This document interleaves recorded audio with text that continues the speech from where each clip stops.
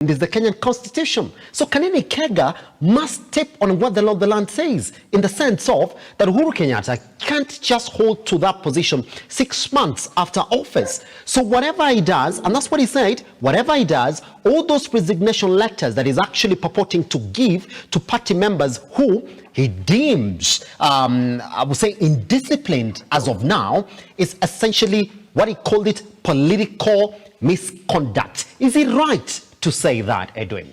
Of course he is, isn't it? Yes, it is clear that every other decision has to be in compliance with the existing law, and the operationalization of the Political Parties Act, as given by given by the Constitution, because every other law stems from the Constitution. The acts give life to the Constitution, because the Constitution cannot provide for every other detail of the law, and that's why we have Parliament to enact legislation that will operationalize the Constitution. So in this regard, President Uhuru Kenyatta, by the operation of the law, is effectively barred from holding any other office after 6 months, effectively. So Kanini Kega has a point in law, but then the execution is in ultra bias, what we call acting outside what the law provides. Because then again, there are existing party structures, mechanisms, and procedures within which that position has to be filled.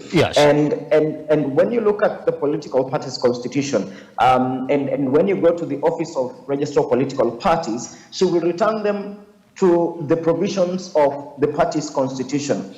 And it provides for the vacation of office, either by resignation or by natural selection or by other means anticipated by law, such as this one. So in essence, President Kenyatta, if he wanted to wield power, it was within the 6 months after he vacated office, but he waited too long until he is effectively rendered ineffective by the law, the existing law, whereby now the people like Kanini Kega and Sabina Chege can act to try and fill the void, because right now there is an existing lacuna in leadership, because President Kenyatta's decision cannot be recognized in law as to effectively be taking charge of the Jubilee Party, because of course of the Retirement Act, which bars him.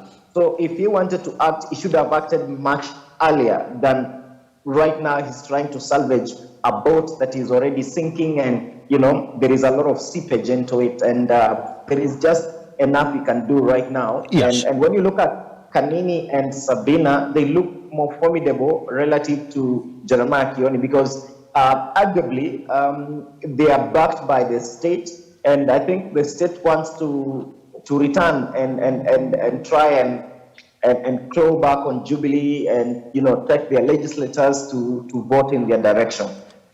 What is to listen?